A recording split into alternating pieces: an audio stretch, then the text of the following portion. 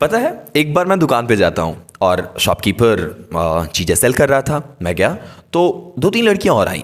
Shopkeeper ने कहा sir आप थोड़ा ऐसे हो जाइएगा। मैं साइड हो गया। अब वो जो शॉपकीपर है वो बाकी लड़कियों से पूछ रहा था what do you need ma'am, you. मैं वेट कर रहा हूँ, वो लगातार एक एक को अपने स्टफ प्रोवाइड कर रहा है। मैं अभी भी लाइन में खड़ा हूँ। अब कहीं ना कहीं कुछ तो डिस्क्रिमिनेशन यहाँ हुआ है। किस बेस पे हुआ है वो आपको अच्छी तरह पता है। इसी पे एक चैप्टर है जिसे बोलते हैं Nelson Mandela a long walk to freedom. Chapter है नेल्सन मंडेला के ऑटोबायोग्राफी पे।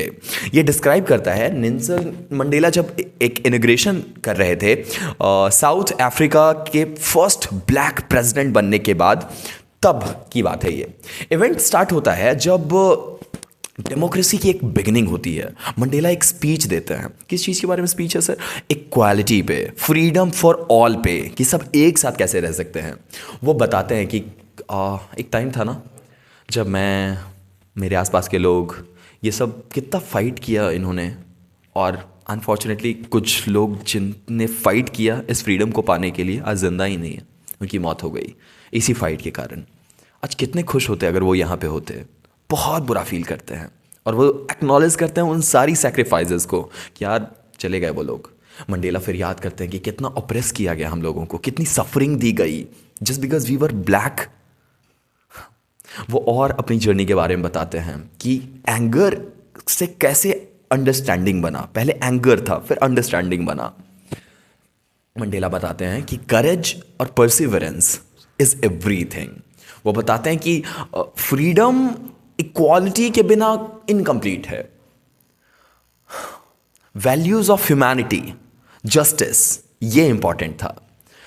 और जब वाइट्स का सुप्रीमेसी था उसके बारे में वो बताते हैं कि हम वोट नहीं दे पाते थे। जब हम लोग छोटे थे ना तो हमें पता भी नहीं था कि फ्रीडम क्या होता है, हमारे साथ क्या ऑपरेशन हो रहा है, हम किस लिए ऑप्रेस किए जा रहे हैं। उनको कुछ नहीं समझ आता था। जब वो अपने आप को ग्रो किए, जब उन्हें समझ आई चीज़ें, जब उनकी कॉन्शियसनेस काम करने लगी, फिर याद आया अरे ये क्या हो रहा है हमारे साथ।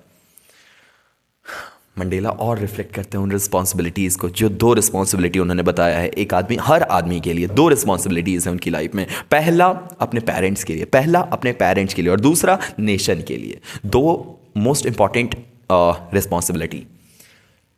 वो बताते हैं कि education can break you the cycle of operation.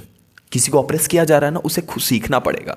और हाँ, उनको ऐसा बिलीव है कि जो फ्रीडम ऑफ फियर, हेट्रेड और इन चीज़ों से बचने के लिए फ्रीडम बहुत ज़रूरी है। एक्सप्रेस करते हैं अपना ग्रैटिट्यूड कि लिबरेशन के लिए कितना फाइट उन्होंने किया, अपनी ग्रैटिट्यूड एक्सप्रेस करते हैं वहाँ पे।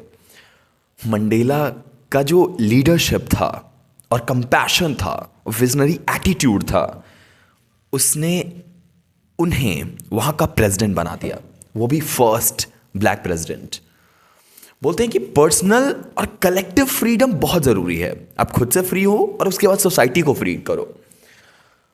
वो डिस्क्रिमिनेशन हॉरिफाइंग लगता है इनको। उन्होंने बोला ये वॉन्ट्स जो है वो एक दिन भर जाएंगे, लेकिन जो होप, डिस्क्रिमिनेशन के बाद का जो होप है फॉर द बेटर फ्यूचर, जहाँ इक्वालिटी होगी, ह्यूमैनिटी होगी, रेजिलियंस होगा, ये सारी चीज़ें हमें फ्यूचर में देखने को मिलेगी। बताते हैं कि जस्टिस के लिए पीसफुलनेस बहुत ज़रूरी है, परसिवरेंस बहुत ज़रूरी है। मंडेला का लाइफ एक एग्जाम्पल है लीडरशिप, ह्यूमिलिटी और करेज का। वो बोलते हैं freedom comes with responsibility and freedom is for everyone. I am pretty sure ये चैप्टर आपको अच्छे समझ में आ गया होगा। कोई पर्टिकुलर क्वेश्चन हो तो आप प्लीज़ इसे कमेंट कर दो। कोई एक्स्ट्रा चैप्टर हो which you want me to explain, please उसे कमेंट कर दो। I definitely make a video upon it. कुछ वो सजेशन है अपॉन टीचिंग स्टाइल और समथिंग, प्लीज़ कमेंट करो। I definitely get use to it.